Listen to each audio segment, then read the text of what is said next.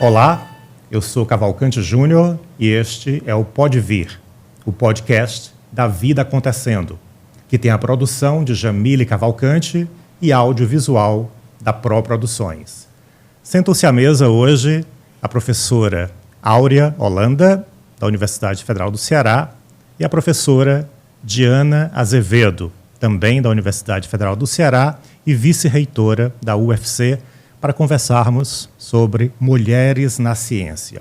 Então, inicialmente, sejam muito bem-vindas ao Pode Vir.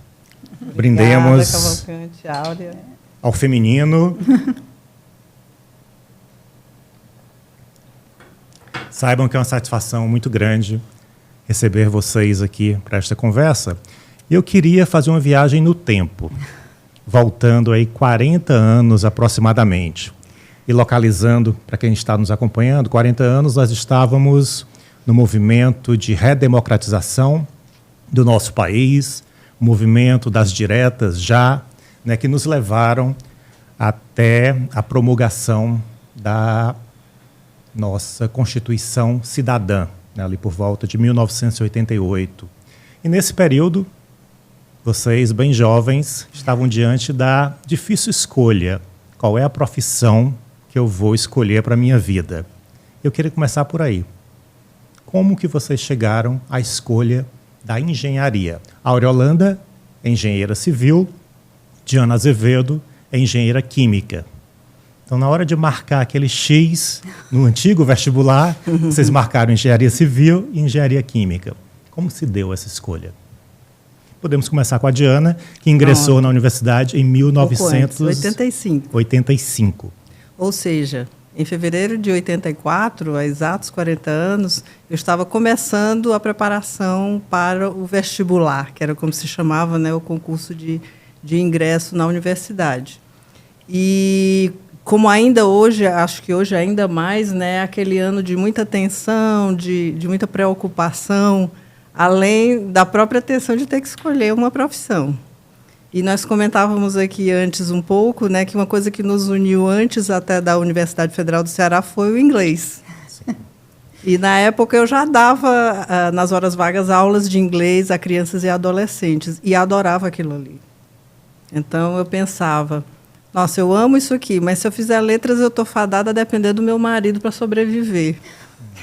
Era essa, digamos, a mensagem que se passava, que haviam profissões que você teria muito mais dificuldades de manter um certo nível de vida do que outras.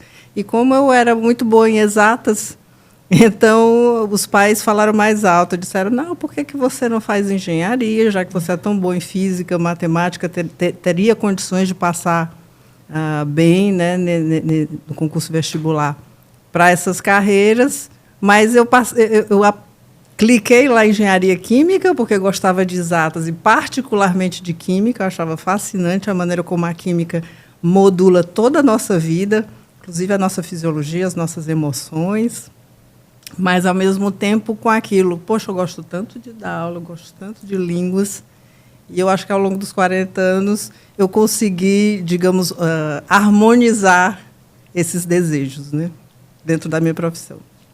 Que lindo. E você, Áurea? Bom, primeiro agradecer o convite, né? É um prazer muito grande estar aqui com vocês dois, que eu conheço há tanto tempo, né? Bom, a minha escolha, eu acho que, pelas vivências, né? Eu acho que teve uma semelhança, Diana, com a tua escolha, né? Porque eu dava aula no FISC com a Diana, que me treinou, né? Foi a pessoa que me treinou para dar aula. E eu também tinha esse desejo da sala de aula. Sempre foi um lugar que eu gostei de estar, né? Então, na época, a gente só tinha três universidades, né, para prestar o vestibular, né? Então, eu não tinha uma profissão que eu tivesse assim, eu quero ser aquilo, né? Então, eu me inscrevi para letras, né, na estadual. Me inscrevi para engenharia civil na UFC, né, e me inscrevi para direito, que até hoje eu me surpreendo fortemente, né, na Unifoc, eram as 3 que existiam na época, né, e aí eu fiz os vestibulares, passei, e agora, para onde é que eu vou? né? E aí o peso das exatas foi maior e acabei escolhendo a engenharia civil e fiquei muito feliz com a minha escolha. Que bom que a gente pôde também estar em sala de aula a partir das nossas escolhas. Então, vocês são aprovadas na Universidade Federal do Ceará, 2 mulheres, uma na engenharia civil, uma na engenharia química. Como era o contexto de vocês, mulheres, naquele tempo, na sala de aula? Quem eram seus colegas? Maioria formada por homens? Vocês tiveram amigas, mulheres também na sala de aula? Recorda esse tempo, como é que foi? Bem, no meu caso, o meu curso sofria, além da recessão nacional, porque passávamos nos anos 80, então, os cursos de engenharia estavam num período de baixa procura, eu diria, apesar de ser uma profissão que nunca sai de moda, digamos, mas, em geral, as engenharias estavam por um período de crise, não havia concursos públicos, praticamente, os grandes empregos das grandes corporações, Petrobras, Vale do Rio Doce, não havia. Talvez a engenharia civil, como é uma engenharia de base, né, se mantinha. E, com isso, eu já tinha muito poucos colegas, para ser sincera. E colegas que rapidamente foram deixando o barco, uma evasão muito grande.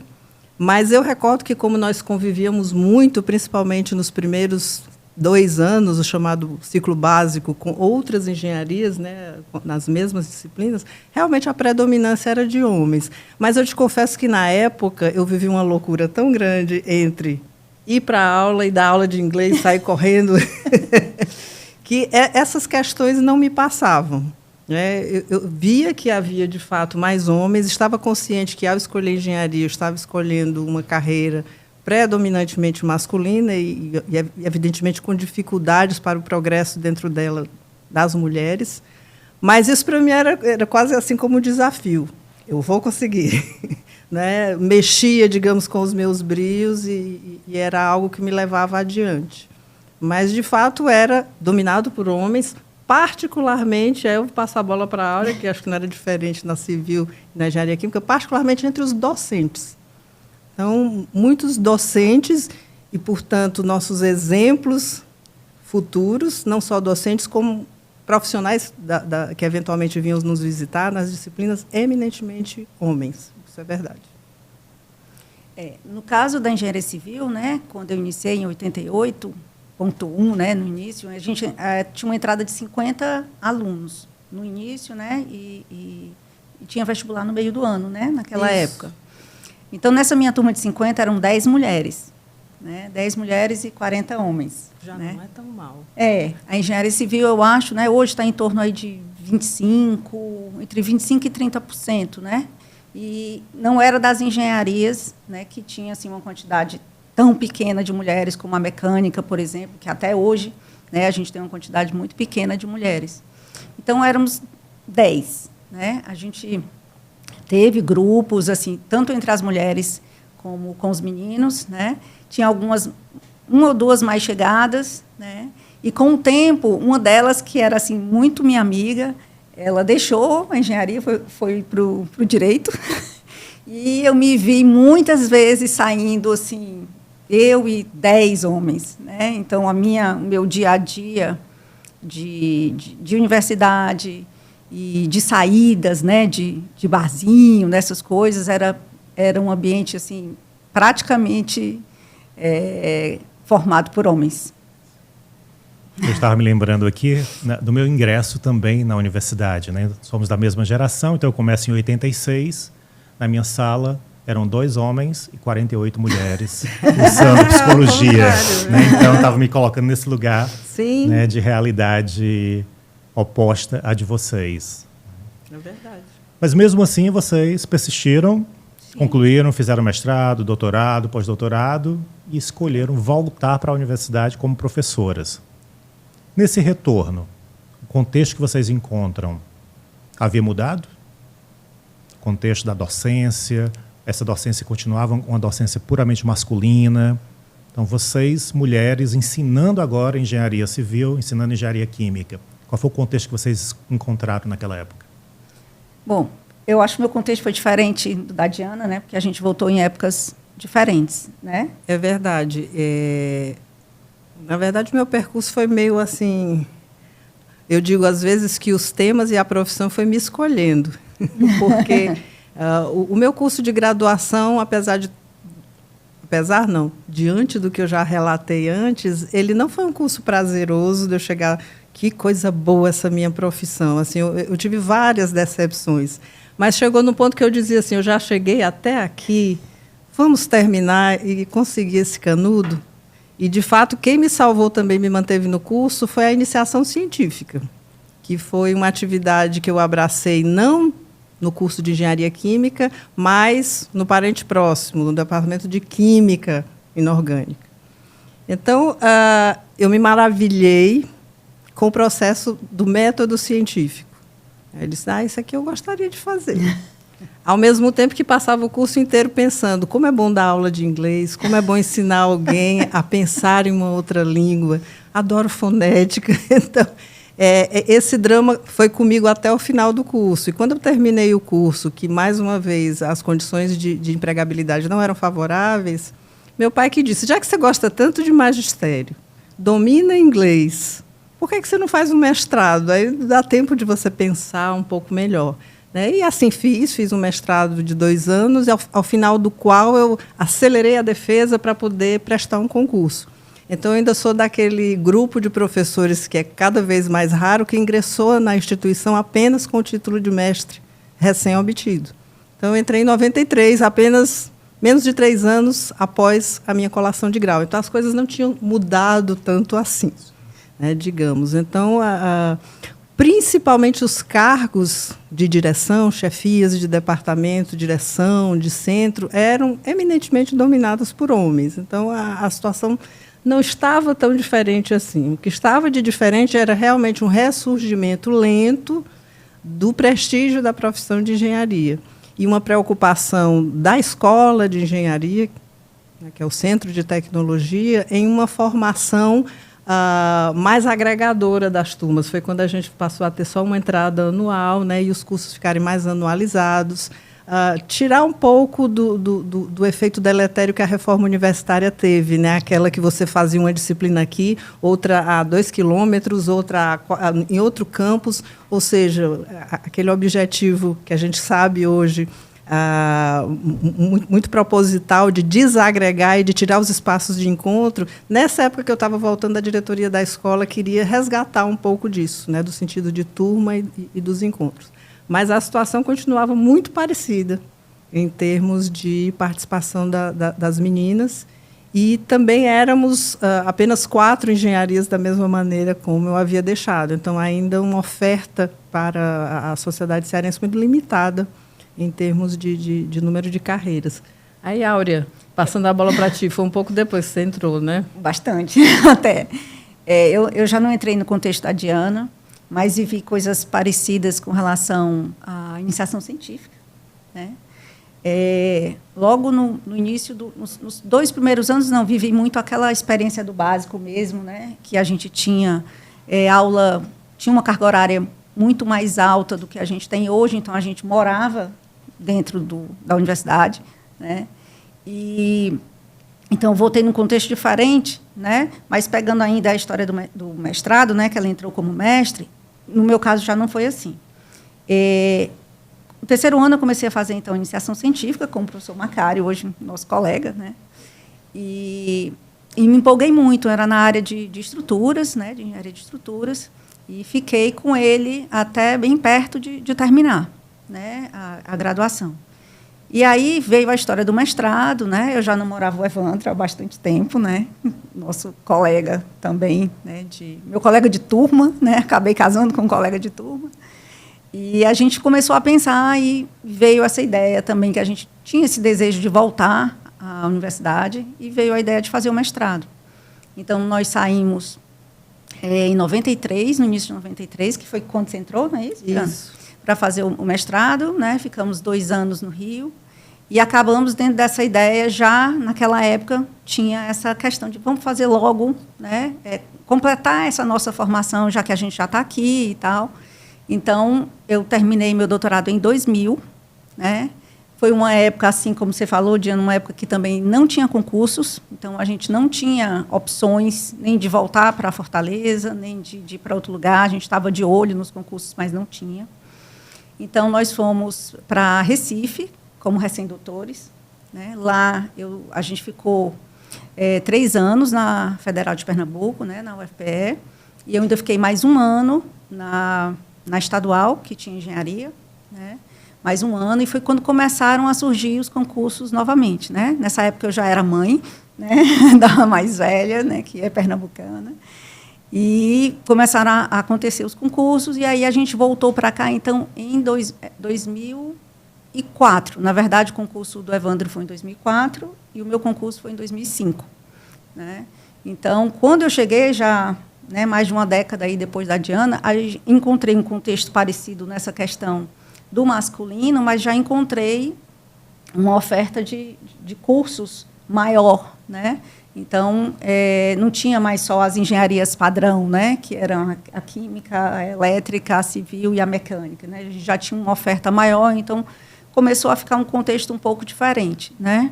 Mas eu acho que de pouco tempo para cá a gente começa a fazer aí a ter uma modificação nesse sentido, né, e ter uma representatividade mais forte de alunas e de professoras também. Então, 20 anos depois de uma docência, 31 anos depois de prática docente, vocês começam a ampliar o olhar de vocês e assumem a questão de gênero, do feminino nas engenharias, como uma questão prioritária. Mas a gente vai conversar sobre isso depois do nosso intervalo, que é o intervalo literário. Então, aguardem para conhecer o que essas mulheres estão fazendo hoje nas engenharias e qual a importância que temos de falarmos sobre as mulheres na ciência nesse momento, 2024. Então, Diana, o que você trouxe para compartilhar para a gente de um livro, ou de vários livros, né, que são significativos para ti e que podem ser mostrados, falados ou lidos agora? Pronto. Antes eu queria fazer uma memória de um convite que você me fez há uns anos atrás, acho que um pouco antes da pandemia, de também falar sobre um livro que me impactasse. E, na época, eu iria trazer o mesmo livro, mas eu não achei o livro físico, né? Era o livro de Isabel Allende, que era Inês del Alma Mia, né? Inês da Minha Alma, e é um gênero de literatura e também de filmes que eu gosto muito, que são romances ou histórias contadas a partir de épicos da história universal. Então, ninguém sabe se, de fato, o romance era verdadeiro ou não, mas ele estava ambientado na conquista do território chileno pelos espanhóis. Então, mistura aí elementos, digamos, da história real que foi vivida, né, com alguns toques, e no caso da Isabel Allende, ela me chamou muita atenção para o feminino da personagem principal, né, que no século XIX, ou antes disso, melhor dizendo, descoberta das Américas, nos anos 1500, 1600, realmente teve um papel de protagonismo, segundo a história, muito grande nesse processo de conquista do território chileno e de estabelecimento. E daí para cá, então, como eu disse, esse tipo de literatura, e principalmente escritoras mulheres, começaram a me chamar muito a atenção. Se eu me lembro bem, Diana, desculpa te interromper, você se tornou uma leitora de todas as obras da Isabel Allende, né? Ela se tornou de todas não, mas ela se tornou uma das minhas autoras assim, de predileção. Você a sabe partir por quê? Muito provavelmente porque ela aborda o feminino em diferentes facetas de uma maneira assim, muito poética, mas, ao mesmo tempo, muito contundente. Então, várias vezes eu me pegava na nossa antiga livraria, era a Leitura, que ficava, não pode-se dizer nomes, né, mas aquela livraria que ficava na Virgílio Távora com Dom Luiz, né, que era, quando as minhas filhas eram pequenas, era o programa de sábado à tarde, porque elas chegavam lá e ficavam, e da mesma maneira, e eu me dirigia invariavelmente para ler trechos de obras da Isabel Allende. Então, a nossa Isabel Allende, Raquel de Queiroz, e muito nossa, né, porque é cearense, eu também não diria que consumi toda a obra dela, né? Além do o clássico da Seca do 15. Como é que eu cheguei de volta a ela? Também você tem culpa, viu? Não sabia. Cavalcante. Culpa boa. Nós vamos estar agora nas comemorações dos 70 anos da UFC, relançando, né, uma reimpressão do livro Aves de Arribação, de Antônio Salles, que, no final das contas, apesar de ser o único romance dele do começo do século, ele retrata duas realidades de duas mulheres. Isso me chamava muita atenção, a maneira como ele coloca as reflexões dessas duas mulheres do fim do século XIX e começo do século XX. E a Raquel de Queiroz era adolescente quando o Antônio Salles já era aquele grande amigo de Machado de Assis, fundador da Academia Cearense de Letras, né? E ela faz, quando eu estava começando a ler o Aves de Arribação, eu encontrei um editorial dela se referindo a ele, né? Como esse personagem que era uma inspiração na sua simplicidade e até na sua indolência. Ou seja, ele não era... Na generosidade dele, Exato. Né? Não era aquele escritor assim, de vou escrever tantos livros, vou ganhar o Pulitzer, vou ser membro da Academia Brasileira de Letras. Não, por acaso até ele declinou fazer parte da Academia Brasileira de Letras. E ela fala dele com uma doçura, uma reverência tão grande, que eu disse, eu vou voltar a ler a Raquel de Queiroz. E eu tinha ganho há 1 ano, no meu aniversário do ano passado, esse livro de contos, que é aquele livro que você não se compromete muito com ele, porque são histórias curtas e histórias da vida dela, a partir do cotidiano. Então, ela me faz lembrar também muito uma outra escritora, que houve uma época que eu lia bastante, que é a Zélia Gattai. Na sua maneira simples e doce. Parece que você está numa rede com ela, ouvindo aqueles causos, né? Então, mostra para a gente a capa do livro e para quem está nos acompanhando por áudio. Olha aí, são 100 crônicas escolhidas. Ela escreveu por aí entre 1948 e 1951. Então, cada historinha são 3 ou 4 páginas, né? E normalmente são causos mesmo que ela viveu no Rio de Janeiro, ou aqui no Ceará. Né? E o título realmente faz jus à sensação que a gente tem, né? É um alpendre, uma rede, um açude. Belíssimo. Então, é isso. E me lembrou, por fim, aí eu vou fazer uma propaganda das minhas colegas, né? Eu fui convidada para esse lançamento no final do ano passado na Biblioteca Pública. O nome chama-se Mulherio das Letras Ceará.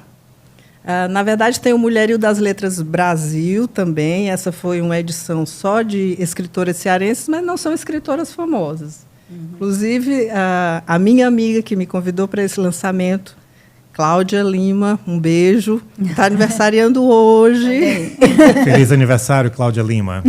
Ela publicou 2 histórias aqui, e não é a primeira vez, ela já tinha publicado na coletânea Mulherio das Letras Brasil, e me convidou, e eu, por uma razão ou outra, acabei até escrevendo algumas coisas, mas sem concorrer. Isso normalmente é um editalzinho, um concurso, e aí, de fato, são publicadas várias pessoas anônimas, muitas vezes, algumas mais amantes das letras, mais engajadas, outras menos, né? Mas uma linguagem realmente muito feminina. Você vai achar aqui de poemas eróticos a receita de bolo, assim, eu diria, né? E é isso, o universo das mulheres na literatura tem me atraído cada vez mais.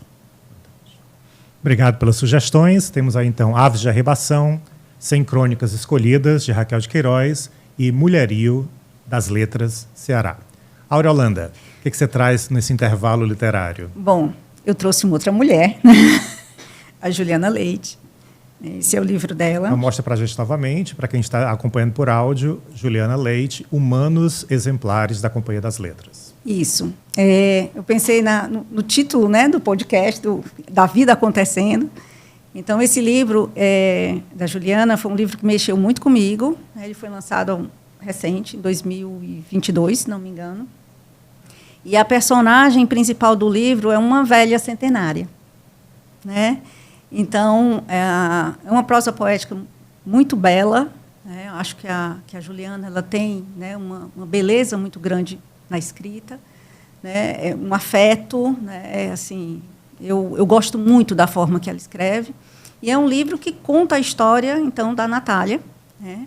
Que é essa centenária, perpassando aí por várias coisas que nós vivemos aqui no Brasil, né? Ela não fala a palavra ditadura, ela não fala a palavra Covid, mas a gente percebe, né, a vida da Natália atravessando momentos como esse, né? A relação com a filha, que mora do outro lado do oceano, como ela costuma dizer. E as reflexões que me trouxeram, assim, o livro, estão muito relacionadas a essa questão do envelhecimento, né? Da forma, né, com que eu, vamos dizer assim, estou escolhendo envelhecer, né? Então, a vida da Natália, ela me trouxe aspectos que eu disse, poxa, que legal. E trouxe aspectos, olha, eu preciso pensar um pouco mais nisso aqui, que eu acho que é melhor fazer diferente, né? Então, ela me trouxe esse olhar, né, para esse novo momento aí pós-50, né, da vida. E eu acho um livro muito, muito bacana. E eu acho que as pessoas que lerem, né, vão poder acompanhar, né, vários aspectos, né, um pouco da nossa história, né, e também pensar um pouco, eu acho, né, sobre essa fase da vida. E por um acaso, né, a Natália também era professora, né, a personagem, professora de redação, e o marido professor de geografia, né, de escola.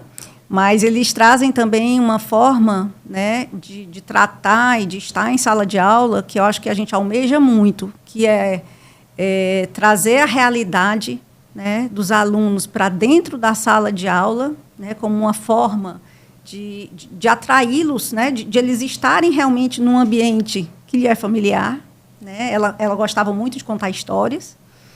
E, no caso, o professor, o esposo dela, professor de geografia, que todo mundo sabia que, quando ia ser aluno dele, a primeira coisa era esquecer os mapas reais, que ele queria que eles inventassem, né, usassem a criatividade para criarem novos mundos, né, mundos que fossem sustentáveis, mundos que olhassem, né, para a natureza, para o homem, para os animais. Então, acho que uma forma também bem interessante de estar, em sala de aula, né, estimulando essa criatividade e trazendo a realidade, né, para aquele espaço também. Então, Humanos Exemplares, da Juliana Leite, com a sugestão da professora Áurea Holanda. Isso. E a gente volta agora, então, para o engajamento presente de vocês. O engajamento com a questão de gênero, com a questão das mulheres na engenharia, com a questão mais ampla das mulheres na ciência. Eu queria começar com você, Diana. Me chamou a atenção uma frase que eu li, que fez parte do seu memorial, defendido lá em 2012. Isso depois de uma longa carreira como professora. Mesmo assim, ainda foi preciso escrever, abro aspas. Eu espero que, na condição de professora titular, eu tenha uma voz mais audível do que eu tive até agora. Isso me chamou muita atenção. Voz audível. Isso aqui que a gente está fazendo. Dando voz, fazendo essa voz ecoar e chegar até vocês. Por que em 2012 ainda foi necessário escrever esta frase? E como que isso se transformou em movimento de engajamento, de ações para o que você faz hoje? E depois, Áurea, como diretora adjunta, também engajada com questões de gênero na engenharia civil, ou nas engenharias de uma forma geral, que te leva, nesse momento, a se engajar com o feminino nas engenharias. Diana. Engraçado você citar essa frase, porque, de fato, ela foi escrita cuidadosamente. Não foi daquelas coisas assim que você escreve de qualquer maneira para fazer constar. E eu me lembro que, quando o memorial tornou-se público durante as provas, né, o meu professor mais querido, que já era então aposentado, mas seguia trabalhando conosco em diferentes projetos, nós costumávamos nos reunir todos os dias quase numa mesa de almoço na cantina a gente chamava Cantina da Tia Jo, né, que era a proprietária lá do espaço. E ali se discutia de tudo e se tinha todas as soluções para todos os problemas do mundo. E, obviamente, que a maneira de conduzir as discussões e a própria linguagem corporal era totalmente masculina. Então, eu chegava lá, tinha dias, como diz o outro, né? Eu chegava mudo e saía calado. O máximo que eu fazia era rir das histórias. E, como a mãe de Jesus, né, guardava muitas coisas no coração, refletindo, né? E eu devo dizer, Cavalcante, e eu acho que a Áurea vai entender perfeitamente o que eu vou falar agora, que até chegar em 2012, concurso para professor titular, então, como você coloca, eu não tinha chegado num dia anterior. O professor titular é o máximo da carreira docente. Então, é o topo de uma carreira. Então, Diana chega a professora titular, ela está vice-reitora da universidade e a temática do gênero continua acompanhando e provocando reflexões.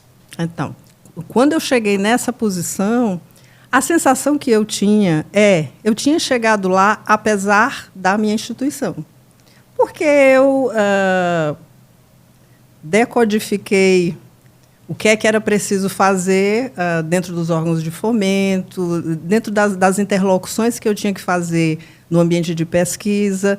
Dava minha aula low profile ali. Então, a sensação que eu tinha até aquele momento, eu tinha conseguido ascender na minha carreira, pegando atalhos, não que isso seja uma coisa ruim, mas apesar das condições que me eram oferecidas na instituição. Então, de fato, eu sentia, assim, que a minha voz era muito pequena, era inaudível, ou que eu era meio invisível, que as pessoas que não estivessem diretamente relacionadas a mim olhavam através de mim. Essa é uma sensação real. Às vezes o outro não entende e quer explicar que não é machista ou que não é racista, mas você tem que perguntar o que é racismo para um negro, você tem que perguntar o que é machismo para uma mulher, não por aquilo que você supõe. E, de fato, eu sentia assim. E aí, na mesa da tia Jo, um colega da engenharia elétrica disse assim, mas como? A frase dele também chamou a atenção. Você sempre teve uma voz audível. E aí eu retorno para o que eu dizia.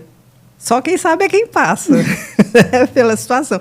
Então, eu sentia que as mulheres, na grande maioria das vezes, eram figuras, por exemplo, num conselho da unidade, né, que resolve, digamos, tudo aquilo que é relacionado aos processos de ensino, de pesquisa e de extensão no âmbito ali da faculdade. As mulheres tinham assento ali porque, eventualmente, eram coordenadoras de curso. Normalmente, né, a gente é coordenador de curso porque lida bem com os alunos e tal. Mas nós estávamos ali para fazer o quórum.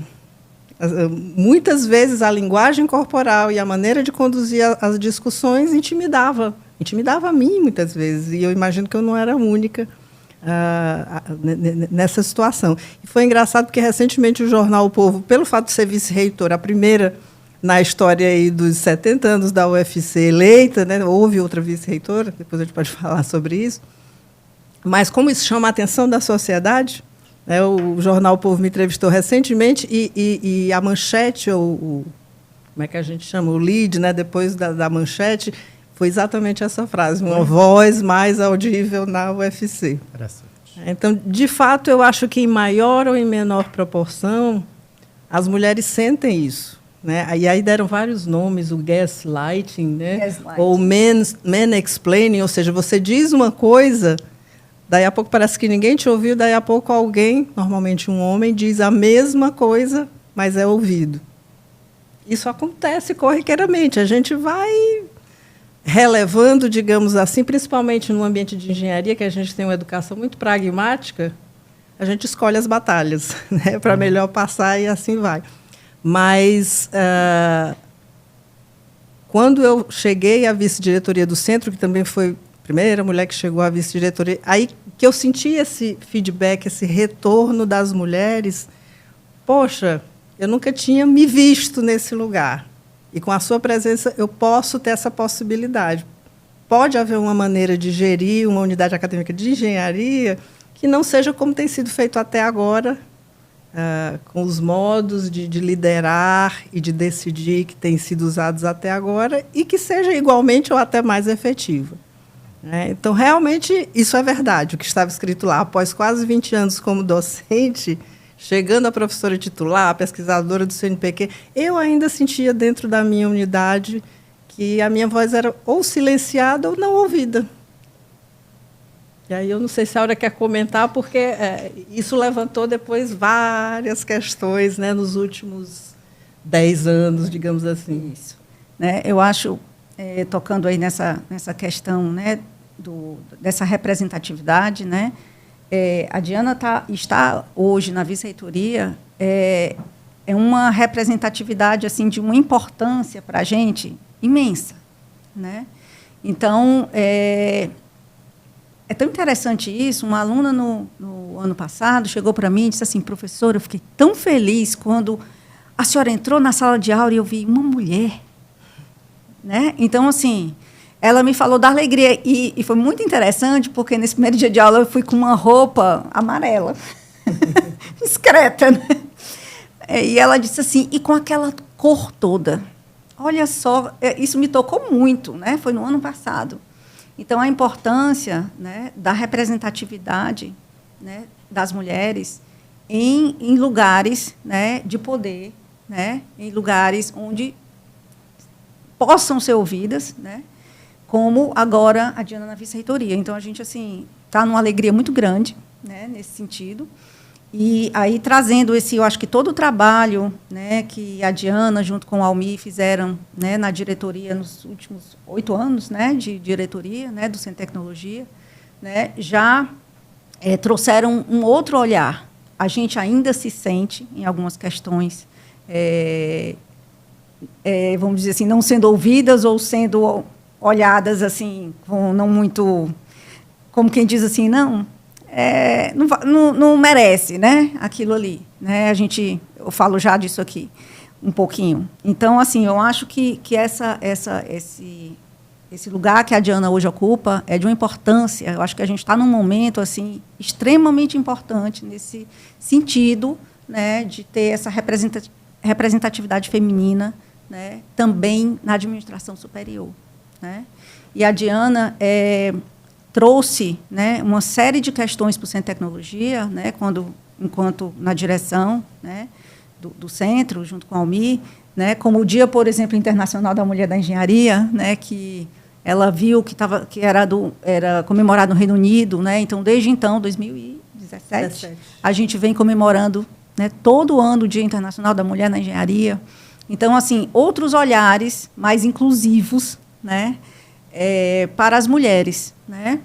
E isso é muito importante. Essa frase dessa menina, assim, ela me marcou profundamente no ano passado, né?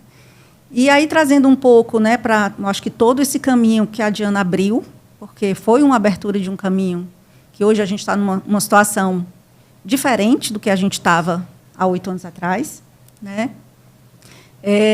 A gente se sente mais forte, né, para tratar dessas questões, né, para trazer essas questões à tona, para falar sobre isso, né. Recentemente, né, eu tive 2 orientadas de iniciação científica que trabalharam com a presença da mulher na engenharia, né, e é triste, por um lado, a gente vê que a gente ainda tem pessoas, né, porque eu vi entrevistas, né, obviamente as pessoas concordaram, né, em fazer isso, mas eram anônimas, né, de pessoas que ainda acham, né, que isso não acontece, como fala a Diana, né? Pergunte para mim, né? Um homem diz assim, não, mas aqui é mimimi. Enfim, isso vai acirrar os ânimos, vai causar uma divisão no centro, sabe? Então ainda a gente tem essas pessoas, mas eu acho que a gente, né, está num momento diferente dessa trajetória, né? Agora na diretoria, por exemplo, né, a gente hoje estou fazendo parte, né, como diretora adjunta, uma diretoria nova, né, que foi uma diretoria adjunta nova que foi criada, que é a de EDI, Equidade, Diversidade e Inclusão, né, onde a gente vai ter justamente uma continuação, né, do que foi começado ali, ou seja, um olhar para o bem-estar dentro do Centro de Tecnologia, sejam mulheres, homens, negros, brancos, índios, né? Enfim, então, eu acho que essa questão é uma questão que hoje, né, está num outro lugar, apesar de ainda termos muitas dificuldades. Mas... E como mulheres visionárias que vocês são, qual é o cenário que vocês estão pensando, querendo construir para o mundo acadêmico de hoje? Mundo para que a gente não precise mais escutar, como nós escutamos recentemente, que a maternidade atrapalha a carreira de uma mulher cientista. Então, qual é o mundo que vocês estão vislumbrando e construindo e obrando esse mundo, como gestoras que vocês são? Eu acho que o primeiro passo é um passo de conscientização e letramento. Hoje, fazendo a reflexão e olhando para o meu passado, né, eu fui uma mulher extremamente machista em várias ocasiões. Talvez inconscientemente, é verdade. E como eu vejo várias pessoas.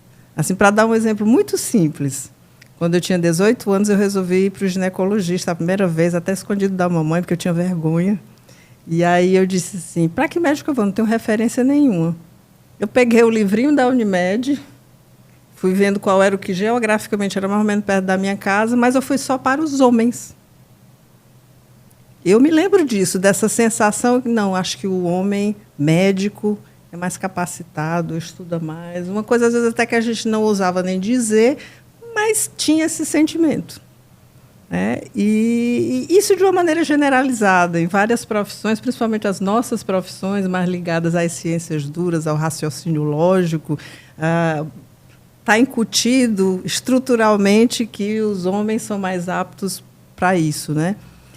Eu estou citando esse exemplo que é banal, digamos, e simples, mas isso perpassa várias outras esferas. Mulher não sabe mandar. Se você colocar uma mulher para chefiar um canteiro de obras, ou ela vai ser assediada, ou ela não vai ter pulso firme. Então, uma das primeiras coisas que eu acho que dentro da instituição a gente tem que ter é, de fato, esse letramento, esse reconhecimento de situações que antes talvez fossem aceitáveis e que hoje não são mais.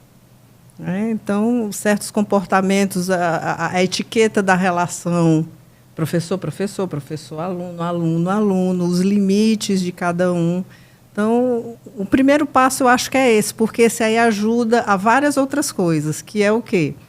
Ok, hoje eu já reconheço que as mulheres são tão capazes quanto os homens. Aí eu vou organizar um congresso e fazer a lista dos palestrantes do congresso. Naturalmente, os nomes que me vêm à cabeça são de homens, porque a minha vida inteira, nos congressos que eu fui, eram homens os palestrantes. Mas, se eu estou letrado, se eu estou num processo de autoeducação, eu começo a me vigiar. Por que é que eu estou dizendo isso? Porque uma das coisas que mais foi impactante para mim foi quando eu fui convidada para ser palestrante de um congresso internacional que eu frequentava desde os tempos do doutorado. Se eu fosse homem, isso era uma coisa mais do que natural. Mas foi tão impactante o convite para mim, para dar uma palestra em inglês para pessoas que eram referência para mim, que eu passei vários dias pensando, será que eu sou capaz? Enfim, depois eu aceitei o desafio, tremendo nas bases, como se diz, o desafio depois que passa tranquilo, um feedback muito, muito interessante. E o organizador do congresso ele me disse isso, ele disse, não, nós resolvemos ter uma ação afirmativa de ter participação equânime de mulheres e de homens e também, na medida do possível, obviamente, de região geográfica. Porque o cientista é o homem branco do hemisfério norte. E aí ele teve realmente essa decisão afirmativa, mas aí a decisão afirmativa ela vem a partir dessa consciência, né, que nós estamos enviesados e, se nós não nos reeducarmos, nós vamos perpetuar essas desigualdades.